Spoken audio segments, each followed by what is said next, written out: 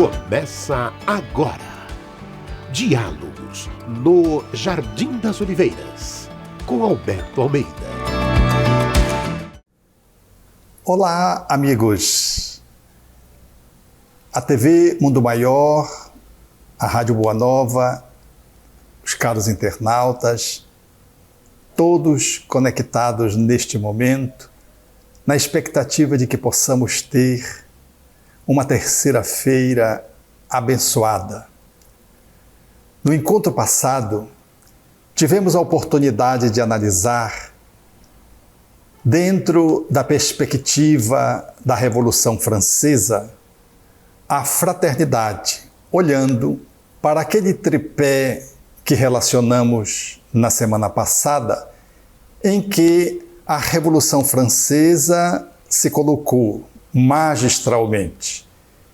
Igualdade, fraternidade, liberdade eram os três pilotis sobre os quais deveriam se erigir o edifício do progresso na perspectiva da Revolução Francesa. Allan Kardec, francês, estruturador da doutrina espírita, pôde, na época, fazer uma análise atenta da temática e, fazendo o cotejo, a relação com aquilo que o Espiritismo propõe, estabeleceu uma análise de modo a que pudéssemos, na perspectiva espírita, olhar essa trindade do progresso, que diz o codificador, seria suficiente para estabelecer o bem-estar para a humanidade. É, portanto, um desejo de ouro conquistarmos essas três virtudes entrelaçadas, compondo um modo de vida social em a humanidade.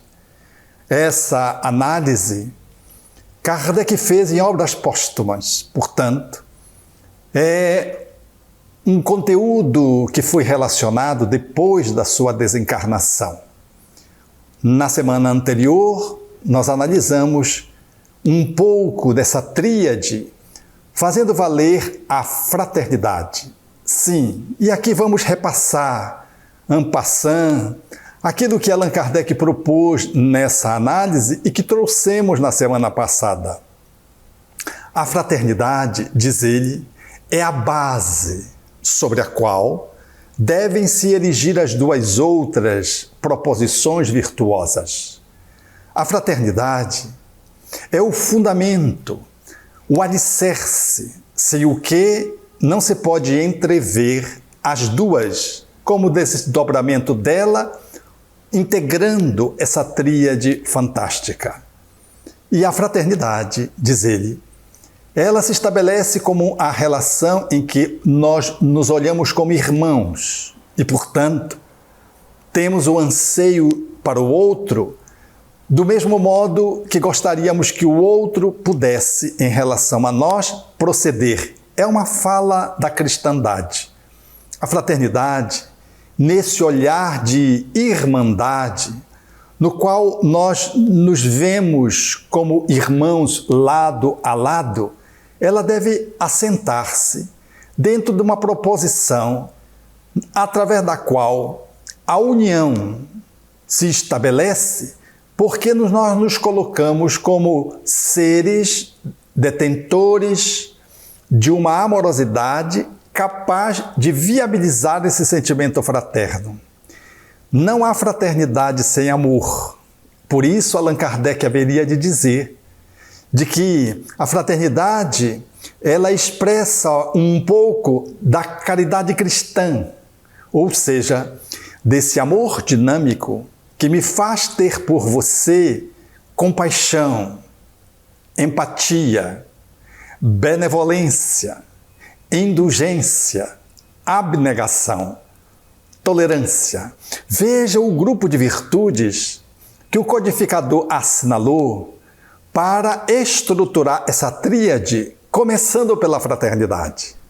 Porque se não considerarmos Pai nosso, ou seja, se não nos vermos como o pai sendo aquele que nos detém no pacto maternidade, todos como seus filhos, e nesse movimento de filiação nós nos igualamos, se nós não conseguirmos observar esse sentimento parental que nos iguala numa certa medida e que nos enseja a nos olhar como irmãos, porque é o Pai nosso, não é possível lograr seguir adiante na análise. Então o codificador faz uma preciosa análise ainda no campo da fraternidade, dizendo de que é impossível viver a fraternidade se não conseguirmos olhar aquilo que é o seu problema, o seu oposto, que é o egoísmo. O egoísmo é a doutrina centrada no ego. Primeiro eu, depois eu, talvez depois você. Esse olhar que Kardec propõe faz-nos entrever que o egoísmo é essa primeira chaga, e talvez a chaga maior, porque está na base, que se opõe à construção da composição dessas três virtudes. O egoísmo faz com que a doutrina centrada no ego dilate a minha autopercepção de uma forma distorcida e eu passe a ser o centro de tudo e como que o mundo tem que circular no meu entorno. Não há possibilidades, portanto, de eu olhar o outro numa perspectiva de irmandade, porque eu chamo para mim, eu acumulo para mim, eu trago para mim, porque eu sou o centro do mundo. Não somos nós, os irmãos, que devemos usufruir das benesses do Pai e do mundo.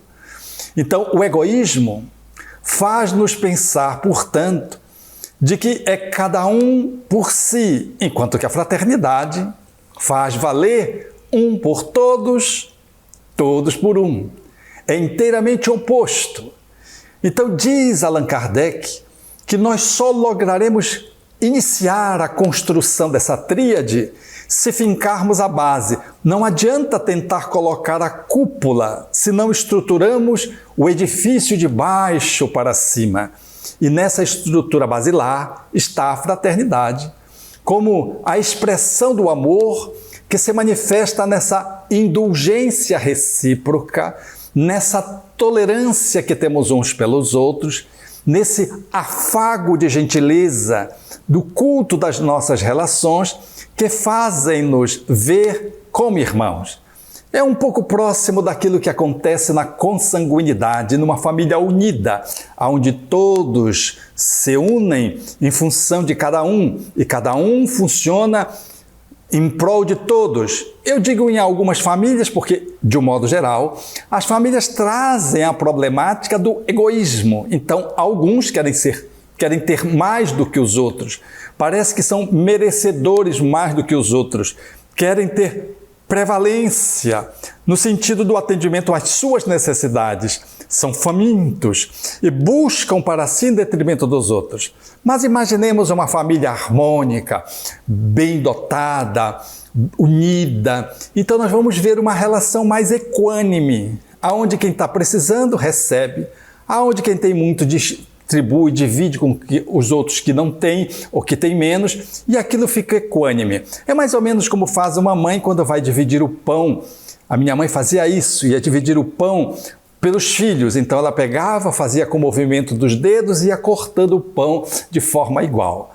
Nós, os filhos, no entanto, olhávamos o bico e achávamos que o pão relacionado com o bico era a maior parte, porque ele se alonga. Nós não tínhamos a compreensão, crianças que éramos ainda, de que o bico se alonga, mas perde na largura. Na direção do bico perde largura. De que a sabedoria maternal fazia equanimemente a distribuição do pão em 4 partes, aquele pão grande, o pão cacete. E assim ela fazia, demonstrando que é o amor maternal distribuindo equanimemente para os seus filhos como seus filhos sendo irmãos entre si. E, portanto, como devessem cultivar essa relação que ela estava nos ensinando. Mas vejam que é do espírito o egoísmo. Allan Kardec chega a dizer que o egoísmo ele faz parte do princípio evolutivo da humanidade. Depois é que nós vamos saindo na direção do altruísmo, desse amor, do compartilhamento, na direção da caridade. E de que o fenômeno igual se repete quando a gente é criança. A criança só olha para si, são só suas necessidades específicas. Ela não consegue, entretanto, ver o outro, o irmão que vem depois, o irmão que está um pouco antes, ela está muito centrada nela. Aos poucos, então, ela vai vencendo se tem uma educação favorável, que lhe ajude, portanto, a olhar a partilha, a cooperação, que ajude a que ela possa perceber de que ela não é o centro do mundo e de que o centro do mundo é o grupo familiar. Isso é fraternidade.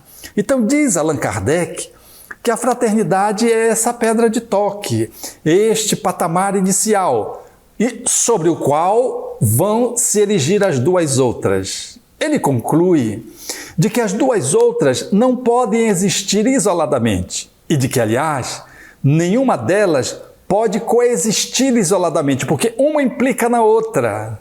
A despeito dele estabelecer essa ordenação hierárquica no funcionamento, ele diz que as três precisam funcionar conjuntamente e de que a segunda, depois da fraternidade, é a igualdade.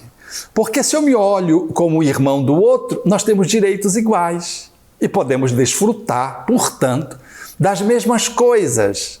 Então, nós passamos a ter um olhar menos preconceituoso. Nós olhamos o outro pelo olhar da fraternidade como sendo um igual, a despeito dele ser diferente. Mas os preconceitos cedem. A ganância tende a ceder, a cupidez também. Porque o oposto da igualdade, que é a segunda proposição da Revolução Francesa, é o orgulho. Se da fraternidade é o egoísmo, da igualdade é o orgulho. O orgulho é essa sensação de que eu valho mais do que você. Podemos estar juntos, podemos estar ensaiando a fraternidade, mas eu posso ter a pretensão, ou eu posso suscitar, de que eu sou um pouco diferente de você para mais. E aí eu me dispenso prevalência em relação a você, regalias em relação a você. É o orgulho que dá a sensação de que eu tenho mais valor do que você. Nós somos irmãos, mas parece que eu estou mais próximozinho de Deus. É o orgulho.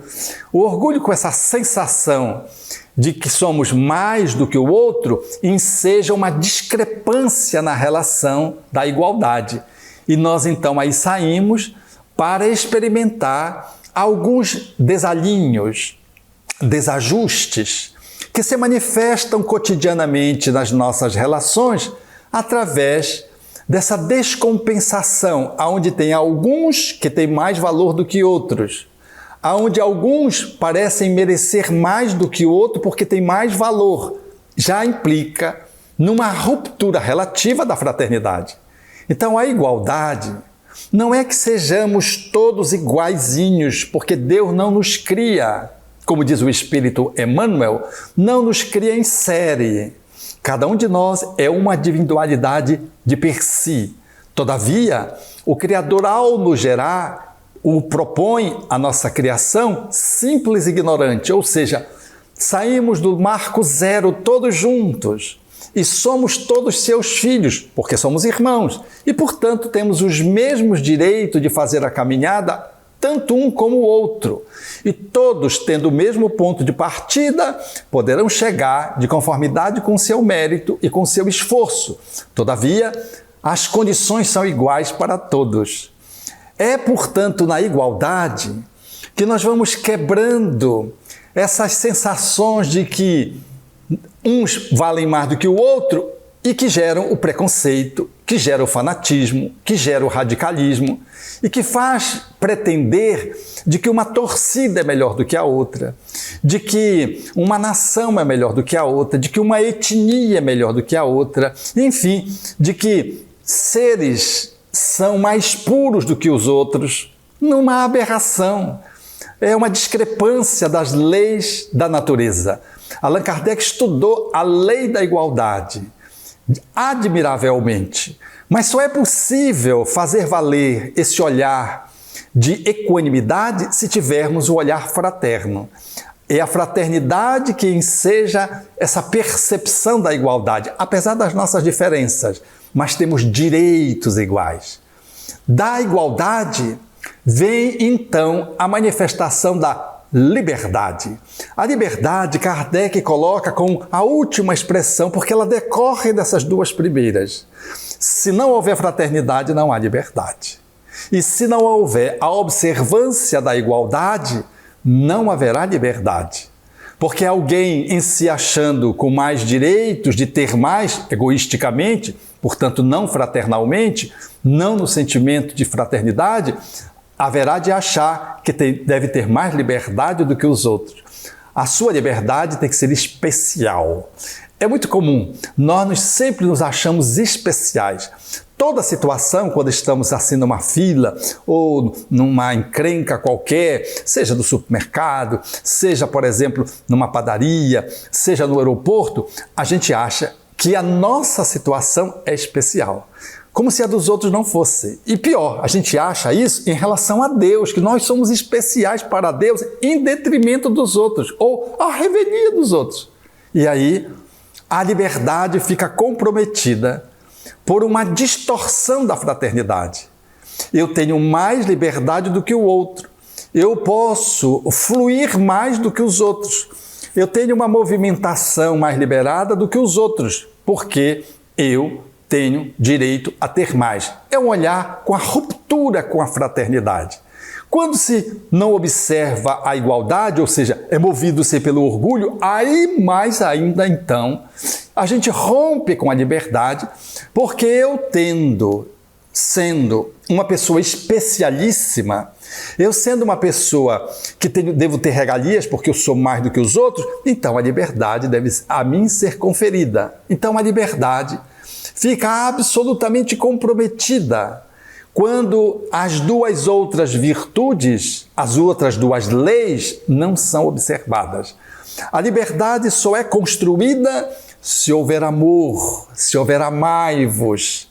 Amai-vos entre seres criados por Deus como irmãos e, portanto, espíritos. Não tem anjo nem demônio. Não tem seres desta ou daquela natureza, deste ou daquele país. O esquimó tem tanto direito à evolução quanto alguém que está sob a linha do Equador. Um preto tem tanto direito à evolução quanto um albino. Alguém que nasce com uma tara, uma síndrome, experimenta, por exemplo, uma limitação do ponto de vista mental, tem tanto direito quanto o outro, que ao renascer apresenta a genialidade desde cedo. São dois espíritos que renascem, no usufruto de uma liberdade diferenciada por conta do seu processo evolutivo, observando as outras encarnações, mas ambos devem ser olhados como seres com direitos à liberdade. E essa liberdade será observada tanto mais quanto maiores forem as limitações daquele que trouxe a tara e que, portanto, precisa ser tutelado pela sociedade, que não vai ter a possibilidade de trabalhar para o processo da sua automanutenção e, logo, a sociedade deve bancá-lo. E se ele tem uma deficiência, a sociedade, mais do que nunca, deve lhe oferecer toda a ajuda a fim de que ele possa minimizar as suas limitações, diferentemente do outro que, por si só, gênio desde nascimento, ele já vai, sem precisar de professor de ajuda, colocando isso no mercado de trabalho e no mundo. Todos teremos o direito, portanto, ao usufruto de uma liberdade, se considerarmos que somos seres criados por Deus, observando a irmandade e observando o direito que temos de iguais que devemos ter, nós então teremos leis que vão se ajustar para proteger os mais fracos, os mais vulneráveis. considerando à luz da reencarnação que cada espírito está no lugar que construiu para si mesmo. Mas esse olhar, ele nos implica, portanto, no combate ao egoísmo, ao orgulho e todos os seus descendentes que comprometem a harmonia social. Olhar para essas três virtudes, olhando para os seus problemas e para a solução, deve ser a perspectiva que o Espiritismo se nos ofereça, ensejando-nos, portanto, trabalhar para que essas três virtudes se instalem. Então, como é que vai se fazer? Porque alguém que é mais inteligente e que se acha melhor, orgulhosamente, vai manipular a liberdade em seu favor. Alguém que tenha mais astúcia e que se ache mais do que o outro, haverá de, antifraternalmente, subverter a ordem em seu favor próprio. Aquele, portanto, que está vitimado pelo orgulho ou pelo egoísmo, sempre torcerá as leis, as regras, para levar vantagem, sobretudo usando a sua inteligência, a deficiência do outro e os preconceitos já estabelecidos que ele não faz nenhum esforço para mudar. Então alguém haverá de dizer, então não muda nunca. Muda. Diz Allan Kardec, há uma lei do progresso e todos devemos combater na nossa intimidade essas duas chagas, que são a base, a negação da liberdade, da igualdade e da fraternidade, colocada agora às avessas, e que nós conseguimos implementar o progresso, que não é súbito, que não está estabelecido por uma regra, porque ninguém é irmão do outro porque se estabeleceu uma regra. As regras, elas são subvertidas. Aí estão os advogados para nos dizer das leituras, das interpretações. Então, as leis são iguais, mas como são desiguais, né? Como protege os mais fortes, os mais inteligentes, os mais endinheirados.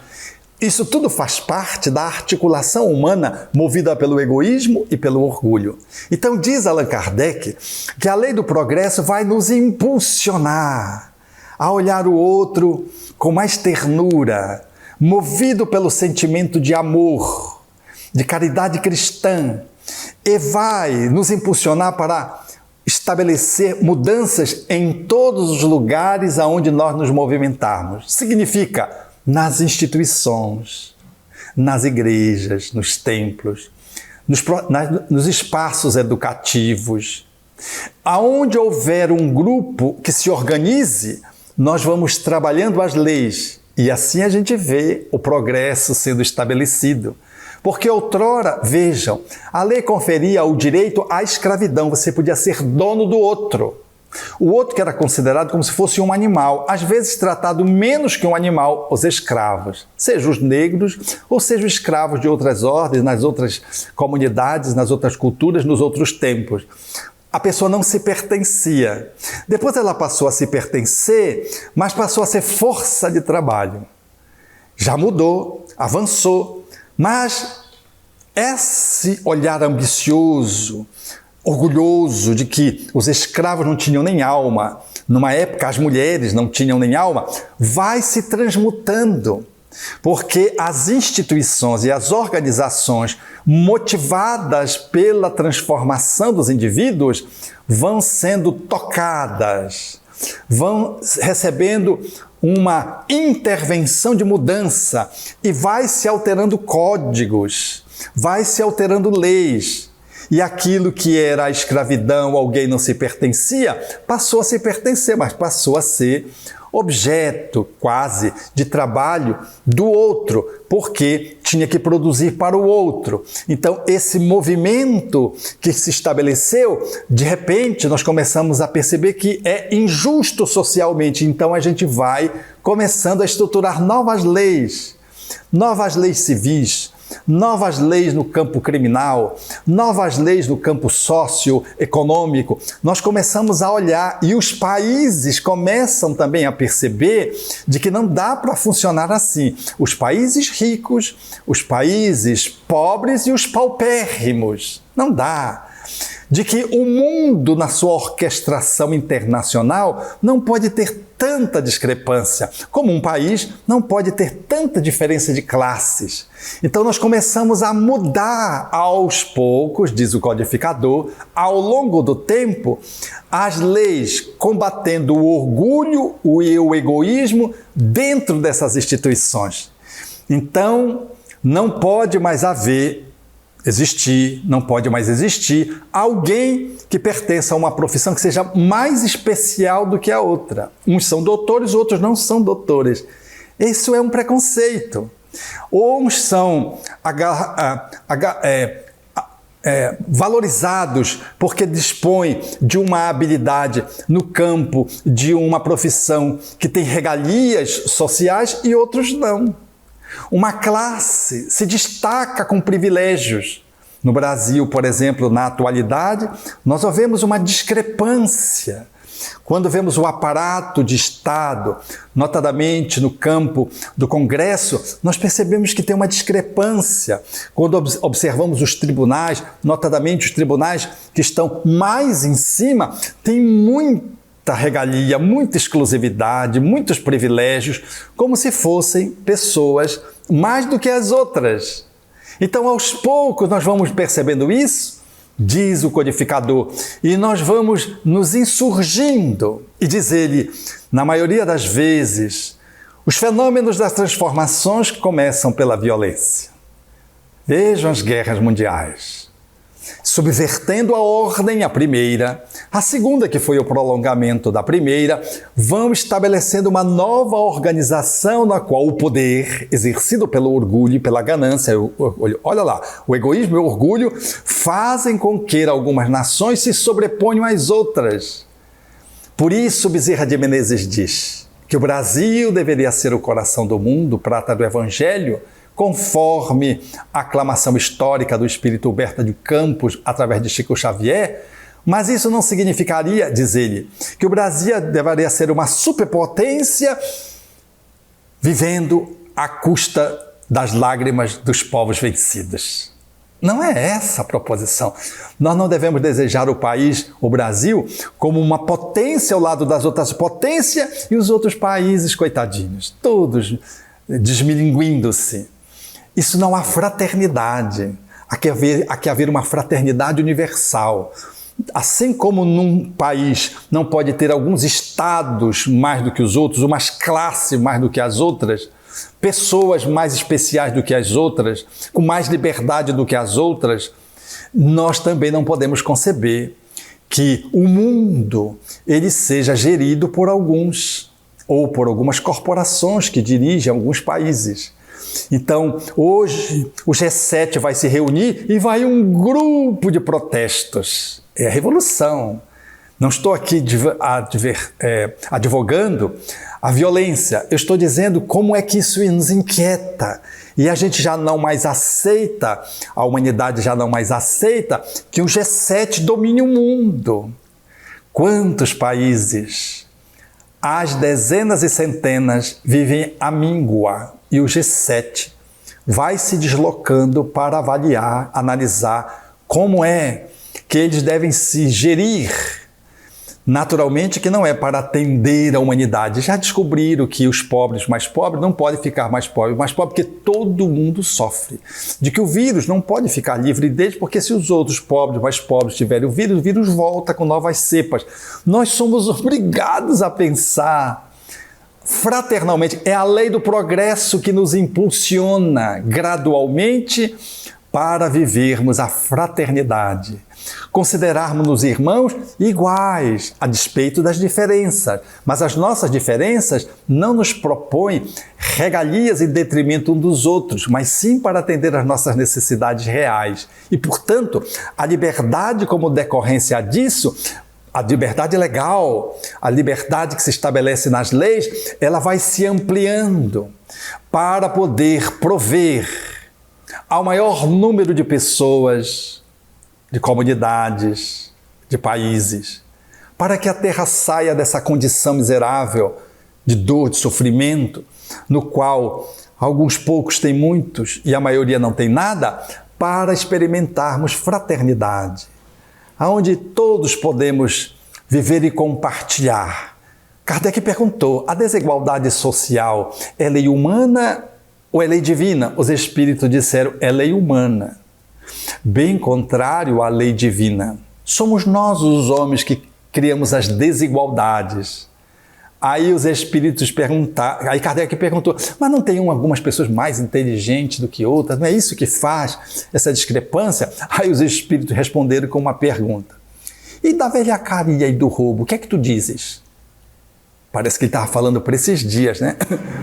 Então, veja, a velhacaria e do roubo, quantas pessoas têm mais, não é porque tenho mais habilidades e aptidões, é porque falcatruas, é por corrupção, é por malversação dos recursos públicos, é porque passa os ignorantes para trás, porque não há fraternidade.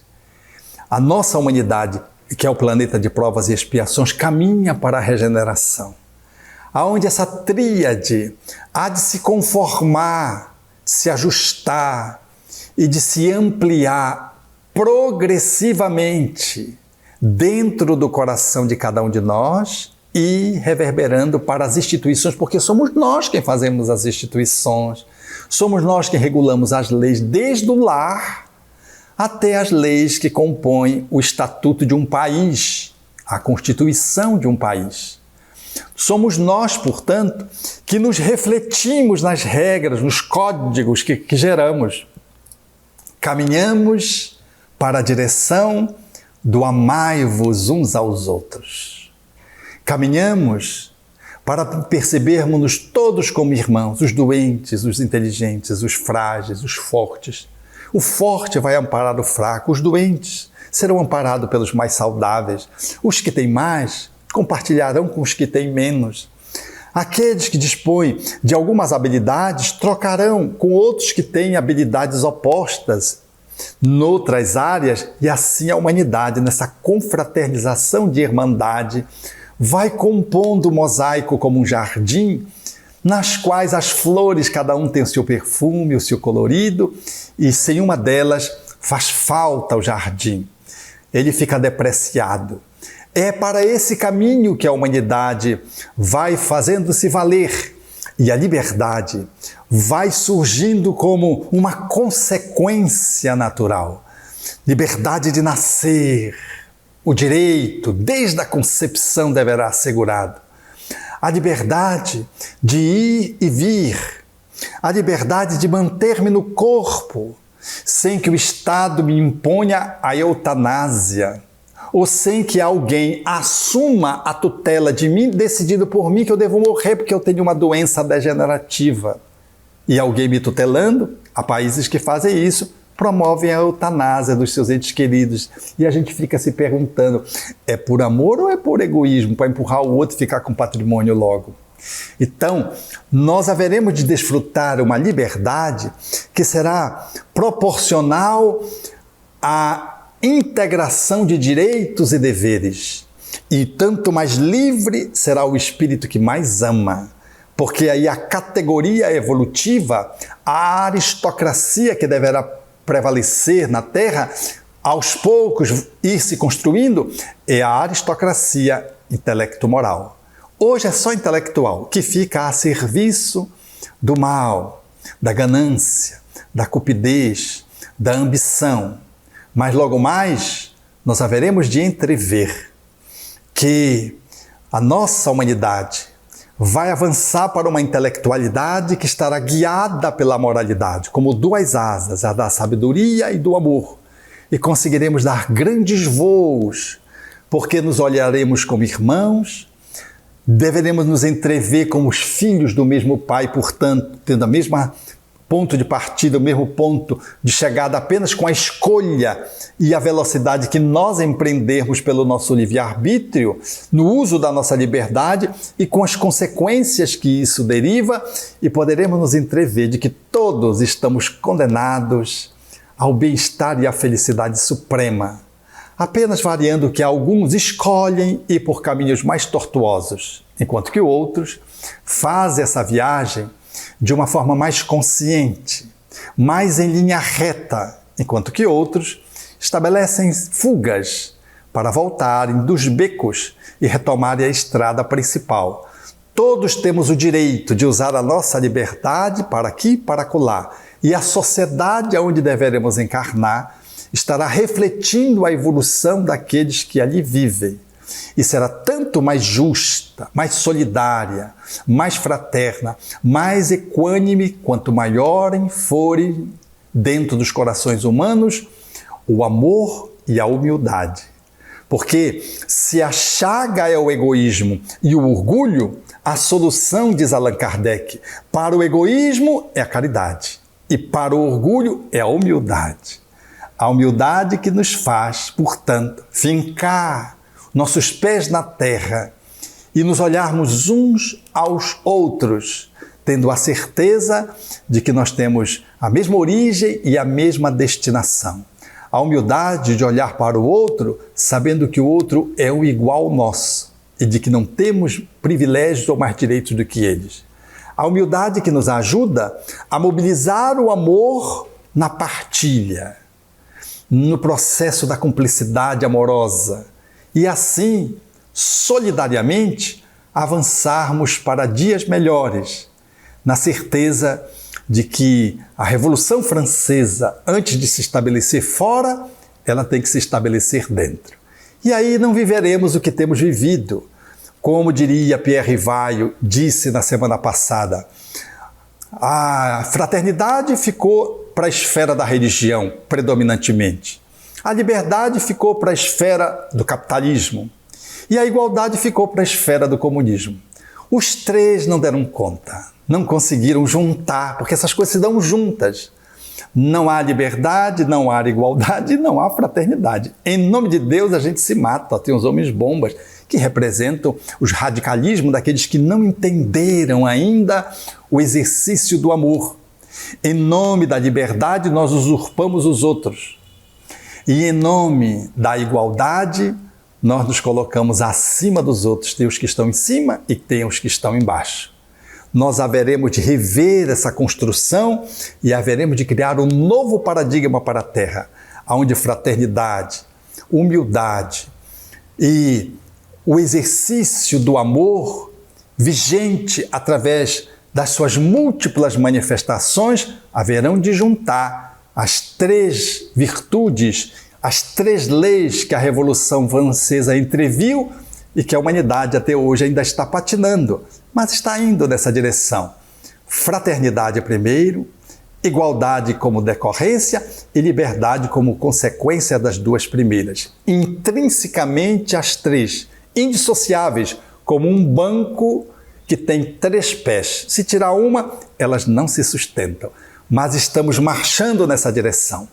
E o Espiritismo é otimista e realista, dizendo que o Evangelho de Jesus é essa plataforma em torno da qual nós deveremos descobrir dentro de nós mesmos, no solo da nossa alma, o exercício da humildade amorosa para, no combate do orgulho e do egoísmo, construirmos dentro de nós mesmos esse bem-estar interno que vai se extravasar externamente na construção de um mundo melhor aonde estivermos, a partir de casa, depois de mim em casa, depois nos grupos sociais outros, escola, trabalho, profissão, grupo de esporte, grupo comunitário, os diversas ONGs, e por fim o Estado, os governos dentro dos estados.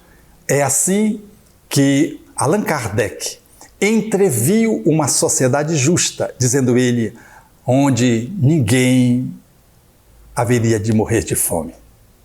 Um abraço terno aos amigos, pedindo desculpas pela minha ausência do ponto de vista presencial, mas deixando o meu afago, a minha reverência e o meu abraço carinhoso ao nosso Damião, com a sua equipe, e aos internautas que estiveram conectados conosco nessa terça-feira. Um beijo no coração de todos. Você acompanhou Diálogos no Jardim das Oliveiras, com Alberto Almeida.